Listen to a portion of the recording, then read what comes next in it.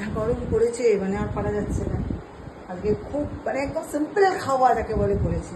এই দেখো, এটা হচ্ছে ভাত, ছেলেকে দেবো গরম ভাত, কিন্তু আমরা ভাতের মধ্যে জল দিয়ে খাবো। আর এটা করেছি মুসুর ডালের বড়া। আর এখানে একটুখানি কলমি শাক ভাজা রয়েছে, রেখে দিয়েছি। আর এখানে রয়েছে আলু আর ভেন্ডি দিয়ে সবজি, পেঁয়াজ দিয়ে। আর এখানে আর রয়েছে এখানে ডাল, এই যে একদম ডাল করেছি একটুখানি, ও লেবু দিয়ে মেখে খাবে। আর এখানে হয়েছে আলু ভাজা আর পটল ভাজা। ব্যাস, আজকে এই রান্না, চাটনি আছে। ব্যাস, আজকে এই রান্না, এর বেশি আর পারলাম না। আর এটা আমাদের ওয়ালি বাবুর জন্য দই আর ভাত। ব্যাস, আজকে রান্না করেছে। এই যে লেবু কাটা হয়েছে, দিদি কাটছে আরও লেবু, ওই লেবু দিয়ে আমরা তো আজকে লেবু দিয়ে চটকাবো, ভাত জল ঢালবো, ঠান্ডা জল ঢেলে ওইটা দিয়েই খাবো।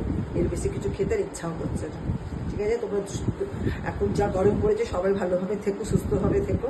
ঠিক আছে, টাটা।